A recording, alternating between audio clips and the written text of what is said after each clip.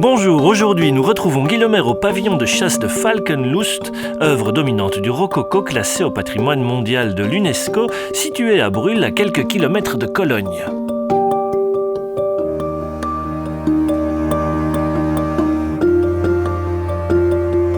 Stéphanie Bonato, vous m'avez amené dans une folie.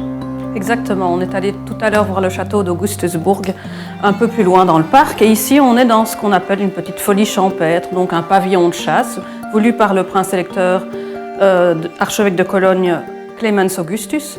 Cet archevêque de Cologne était fan de la chasse aux faucons et donc s'est fait construire cette petite résidence un peu secondaire Et des ailes pour pouvoir abriter ces faucons. Et toujours sous la houlette de Cuvillier. Exactement.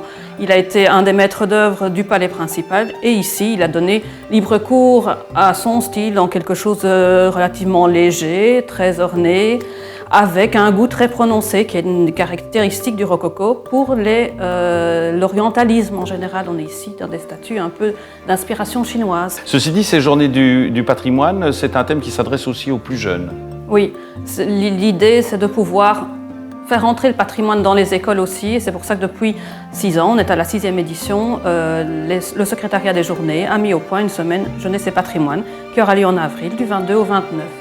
Ce sont des activités totalement gratuites sur inscription et les classes peuvent participer à une matinée ou un après-midi qui se compose d'une visite et de la mise en perspective par un petit carnet d'activités, toujours avec un guide qui explique aux jeunes toutes les beautés de notre Wallonie. C'est pas ça qui manque. Pour en revenir à Falkenlust, que vous dites léger comme décoration, ceci dit, c'est quand même pas les stucs qui manquent. Ah, les stucs, ça c'est une des caractéristiques de ce courant européen qu'est le rococo. Eh bien, ça ne manque pas chez nous non plus, et notamment au château de Freyr, à travers notamment les créations et l'itinéraire un peu particulier de 2 frères, les frères Moretti. Un reportage de Janine Vieillevoix.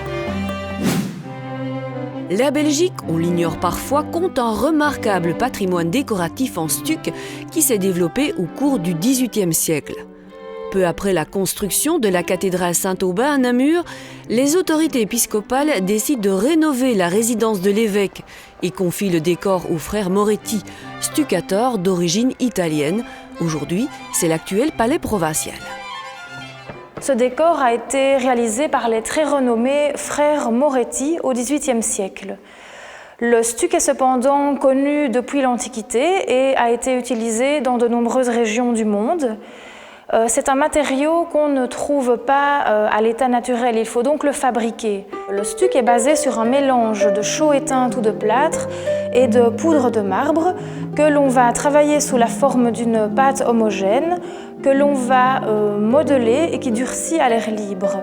Les décors en stuc sont modelés directement sur le mur qu'ils sont censés décorer. Le style Louis XVI emploie un vocabulaire assez classique qui s'éloigne du côté plus tourmenté de la fin du style rococo et qui emploie également un répertoire décoratif issu de l'Antiquité. Cet ensemble est unique dans l'œuvre des Moretti, car il constitue le seul témoin de décoration d'apparat encore conservé. On a affaire à un décor d'apparat qui est tout à fait particulier parce qu'il est porteur d'une idéologie qui est celle de la puissance de l'évêque de Namur et de la puissance de l'Église en général.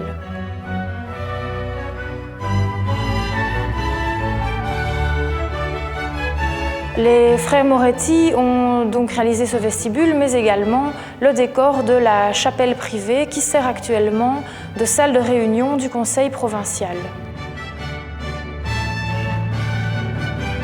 On a un décor qui contraste tout à fait avec la blancheur du hall d'entrée dans lequel nous nous trouvions tout à l'heure. Ici, les stucs sont décorés de dorures et sont peints dans une gamme qui va du blanc cassé au gris. Mais au niveau du style, par contre, on est toujours dans un style assez classique avec un répertoire décoratif qui est lié à l'antique. Et on retrouve également, toujours au niveau du décor, cette idéologie de la puissance de l'Église qui est représentée notamment grâce au médaillon principal du plafond qui montre l'Église éclairant le monde.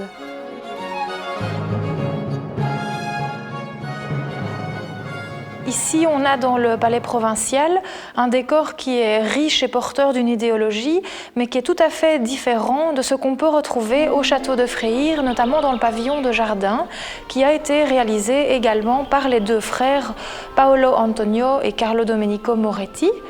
Dans ce pavillon, le décor est beaucoup plus dépouillé, ce qui est lié à la fonction des lieux. Dans la salle centrale du pavillon, décorée par Paolo Antonio Moretti, le décor est plus dépouillé et le relief est plus plat, tandis que dans les salles latérales du pavillon qui ont été décorées par Carlo Domenico, là le relief est plus rond et les éléments de décor recouvrent davantage la surface des murs. Le plus beau salon de Namur est bordé par des reliefs représentant des scènes de la vie rurale et des saisons. L'ensemble a été exécuté pour l'hôtel particulier du baron de Weider. Aujourd'hui, ce bâtiment est propriété de l'université de Namur. Le salon sert de salle de réunion. Donc ici, Paolo Antonio Moretti a travaillé seul, donc sans son frère, et on est vraiment ici au sommet de son art. On retrouve un décor unique, plein de sobriété et de délicatesse.